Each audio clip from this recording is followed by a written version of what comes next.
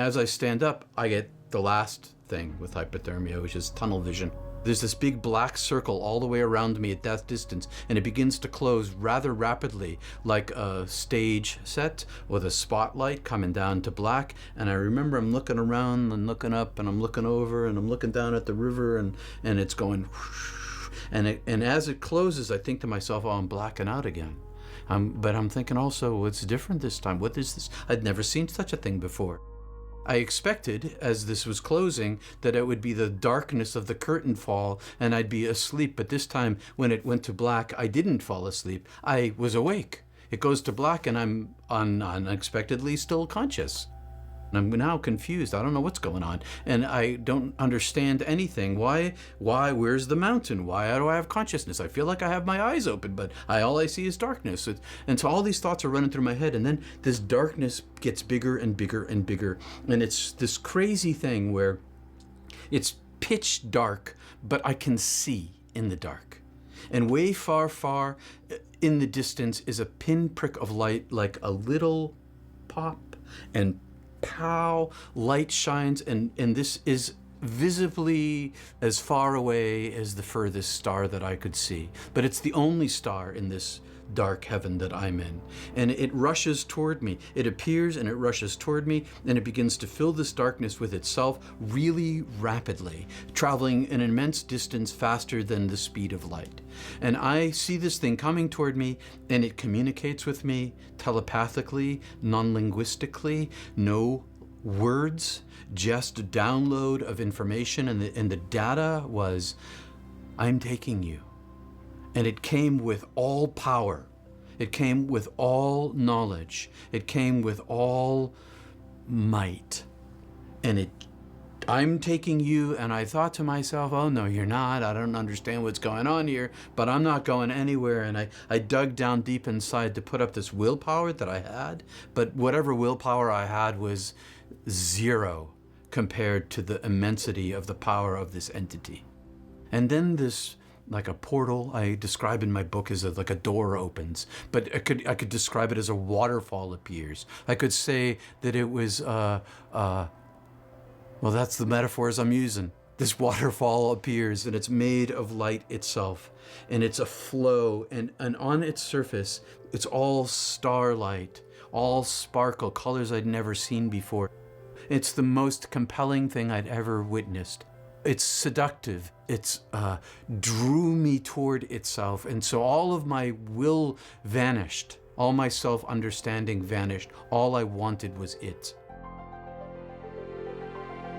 I often tell it in a certain sequence and a chronology that makes sense to my brain, but that's not the way it happened.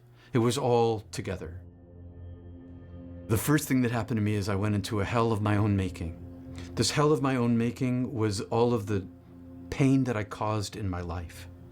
So I experienced all of the suffering that I gave away from the interior view and personal experience of every single person that I hurt in a chronological sequence in my life. I was in every one of them. Simultaneous to being inside of them and experiencing the pain that I had given them, I was outside of them as the person that I had been, with all of my reasons and emotional status, choosing or emotionally reacting to cause that pain. So I had this bilocated experience, and I felt the shame of the pain that I was causing, not just to the people, but to the divine self, because of this immense love and purity that I was simultaneously perceiving from the unlimited creator who manifests all things, this no thing that is everything. There was a voice. The voice was speaking to me this whole time without language, and it was all around me and inside of me. I know you. I've always known you. Everything about you is known to me. I wasn't being judged. I was simply being shown myself. No matter what I did, I was beloved.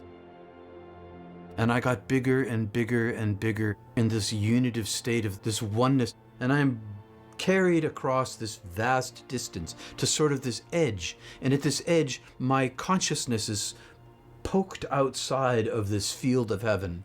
And I can see all of our universe. I can see all of our universe. I can see all of the galaxies, and I can see beyond our universe. I can see the origin of our universe, and beyond the origin of our universe, sort of above and below it and beyond it, I see all these other universes. And then my vision shifts and I see all of humanity, all of the earthly humanity. I see the earth like a hologram and 7 billion people on it. And the message to me is the same. They are all my beloved. Every single one of them. The amount of love that I love you with, this universe upon universe of love and creation and life that I give to you is the same that I have for every single person. And I see inside every single person. I see everybody not like in a dream or in a vision, like they're real. I see them as real human beings living their lives. Half the world is sleeping. People making love, people being tortured. There's wars and babies being born and people are bored and there's art and there's everything and everybody's doing everything. And inside every single person, I see inside them a golden light. And this golden light is gold itself. It is the purity of their divine original self, and it's in every single person, and they cannot see it inside each other, and everything is covered with this thick foam that extends up above the atmosphere, and it's so dense that no one can see the light inside anyone else as I can see it here, making it plainly true that all of the love of all of these multiverses was for everybody. And all of the planets and all of the galaxies and all, not just for us, like everything is particularly beloved. And when I could hear this, then this inflood of love came to me. There was this beauty, joy, understanding, knowledge, bliss, paradise, awe, adoration, wholeness, light, and it expanded inside of me till I inflated like a balloon.